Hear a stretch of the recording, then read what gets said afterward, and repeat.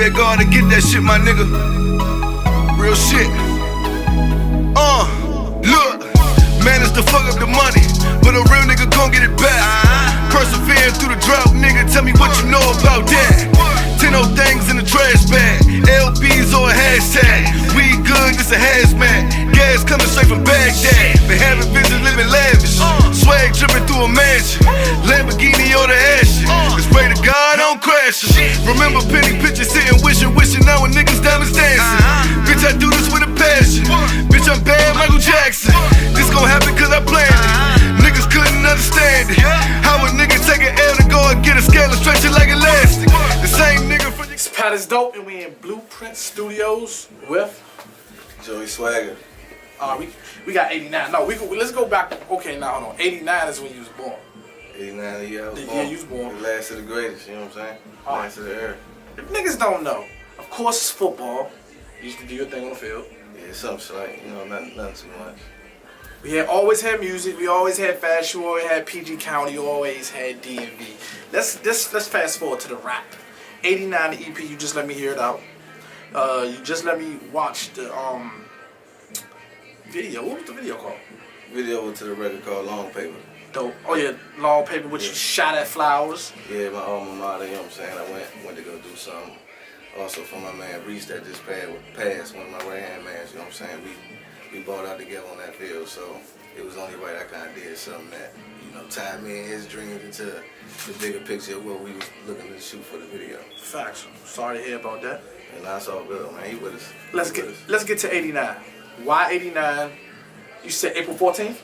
April 17th. April 17th. Let's talk about this EP and what you plan to do. Because your man said, did you hear any of the older music? And I was like, damn. The new music sounds good. So, of course, that erased the older music out of my head. But let's talk about the making of the EP and everything I need to know.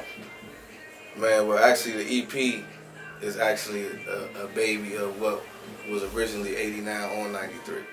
Okay. And I was putting that project together, you know, after my last project, which was Back to Business. It was kind of, 89 on 93 was kind of me turning the corner as an artist and just my ear changing for a sound and kind of like really going into my own as far as understanding what I wanted to do with the music and how the music sounded to me, and not just being somebody that just got on every beat that got sent to them. And, you know, I kind of got to picking more wise and, you know, molding songs of what I wanted them to be like. So 89 on 93 was actually going to be like an 18-track project, which was, you know, going to be, the root of it was, you know, me being born in 89, I got an older brother, you know what I'm saying, 8 years older than me.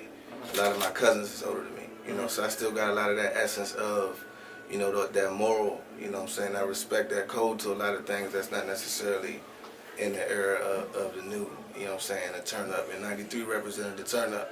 Okay. With me being also, you know, one of the youth, you know, when Apple computers started dropping, you know what I'm saying, I was one of the, in that age group where we was getting them first, we was the first ones using them. So technology and merging those two eras together, you know what I'm saying, where, you know, I still like to turn up, you know, we get busy, you know, when we hit the spots or whatnot, you know what I'm saying, but then it's also still understanding, like, all right, I need to chill, I need to play this different, you know what I'm saying, I need to step back from that so I can handle this, you know what I'm saying, understanding the bigger picture still, and it's kind of hard, personally, you know what I'm saying, just for anybody to try to balance that, you know, try to keep your career goals and focus versus what you want to do. I want to go out to Miami, but it's cutting into something else you want to do, you know what I'm saying, you money, number one, you feel me, so you battling that internally all the time unless you really found yourself and you know what you want, and you know the direction you want to go in, and they hear everybody differently. And with 89 on 93, you know, things just fell through with it as far as, you know, my situation, the things that were surrounding me, you know, some of my closest friends, you know, falling out with them. I was in a series of car accidents, you know what I'm saying, that stopped me from performing. I actually was pushing 89 on 93 when I was on tour with Sneaker Pimps. Okay. You know, and we did a couple cities, you know what I'm saying, with Sneaker Pimps. All good, Miami at the University, you know what I'm saying, the U, all day, you know what I'm saying, shout out to the U, they showed love, but, you know, like, soon after that, you know, it was a series of car accidents I was in. You know, a lot of people, if you wasn't around me or knew me, or maybe followed my social media at the time, you probably didn't know it went over your head. Okay. You know, so that compounded with, you know, this life, man, you know, things happen. You know, not to get into too much detail, but, you know, things happen. And, you know, you get to a point where you got to choose sometimes, you know what I'm saying? Survival or... And you couldn't really choose music. Exactly. You know what I'm saying? It was one of those things where, you know, I had to put it on the back burner. You know what I'm saying? But now, What I must say, I do respect you. You got good mixing, mastering, production, album covers, videos. What made you actually want to take your time and do it the right way? Because you hit my phone, you just came out of nowhere. I'm like, all right, we go in the studio, and the shit sounded like it's industry ready. And I'm not just saying that, because a lot of people just throw anything out, covers out, videos out, rushing and stuff like that. Of course, you got some good folks in your corner, but what actually, motivated you to do it the right way? Like I said, when 89 or 93 never released because it wasn't right. It didn't feel right at the end of the day. Like, at that point, I probably recorded like 60, 70 records. And we chopped it all the way down, you know what I'm saying? Jay, Shatif, Poe, my little creative circle, Matt, you know what I'm saying? We all just sat down and we chopped it down to 18, including skits that tied the whole storyline together. Okay. And that was my baby, you know what I'm saying? That was me giving the people me, you know what I'm saying, on both aspects with having my story in it, you know what I'm saying? So it really took, I probably put a year and a half, 2 years into that. Okay. And like I said, it just didn't feel right. When it came to getting ready to drop it, it didn't feel right. So this time around, man, I got it with my man Noms, that's who produced the record. He actually produced most of the project, you know what I'm saying, 4 out of the 6 tracks. He lived next door to me. Okay. And So it was easy, huh? It was, you know what I'm saying, he ended up, like, man, come through, you know what I'm saying, we chilling, just kicking, and he just, bro, I've been working. And man, he just started playing some jumps. And then I just got that fire back, you know what I'm saying, where it was just like, what am I doing? You know what I'm saying? Like, this is what I love to do. But I guess, okay, that was easy for you. But the hardest part is getting the ears of the DMV first. Yeah, absolutely. Getting the ears of the people that matter first. How do you plan to do that after you put all this work into it, creating it, shooting a good visual? What's your goals for the summertime, spring, summer to get this shit heard? Well, you know what I'm saying, we definitely pushing the social media market and just being physically more out here, you know what I'm saying, on the scene, making the presence felt, you know what I'm saying, applying the pressure, you know what I'm saying, and it ain't even about, it's all fun and competition, you know what I'm saying, like, I'm a competitor, as you say, I play ball, so competitive nature in my spirit, but I also know how to share love and know when it's nothing threatening, you feel what I'm saying, so I just want to give the people some raw music, and we going, through the right channels this time, you know what I'm saying, as far as networking and, people we connecting with on different levels to make sure to ensure that, the word is getting out and we building momentum for the project to release, and it's everything that people wanted, and first and foremost, it's what I felt, you feel what I'm saying, with me, that I could let it go, and I ain't have no complaints with it. We talk about showing love. You got Fat Trail on here. You got a couple other people on here. Yeah. I'm sure you're gonna shout them out soon. But who else you fucking with? I always like to pick people's brain. Like, who else in DMV, producers, rappers that you could be fucking with their bars, their music, their movement? Let me know. Hey man, honestly, you know what I'm saying, it's definitely a lot of cats. You know what I'm saying, this is your face. You know what I'm saying, Young Shabazz, Young Q. Bino and all them, they doing their thing right now. You know what I'm saying? They actually folks with my folks, you know what I'm saying, through, distance or whatnot, you know what I'm saying? So I should see them doing their thing, you know what I'm saying? Of course, Glizzy doing his thing, Gold Link, you know what I'm saying? It's a couple other cats, Cicero that, he rode with Gold Link, that's my man, we went to high school together. He doing his thing.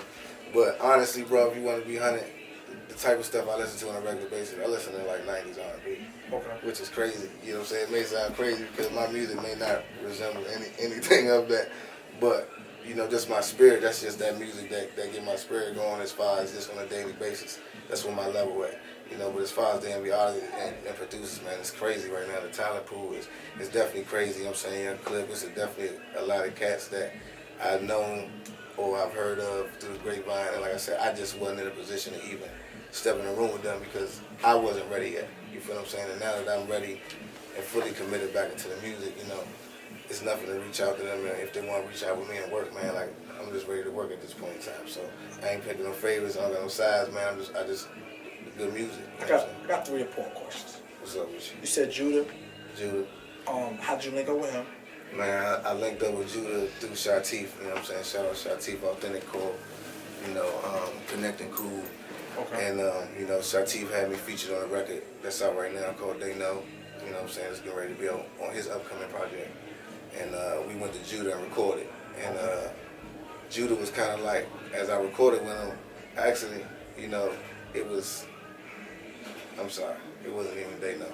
It was a different record for Shatif. Okay. but I wanted to do the hook for it. And Judah heard me do the hook, and he was just like, yo, you know, what's your name? Where you be at? You know what I'm saying? Like, your vocals is crazy. You know what I'm saying? Like, you can do a lot with that. And, you know, Judah was also one of the people that motivated me to complete the project the way I did it now. So definitely shout out to Judah, man. Much love.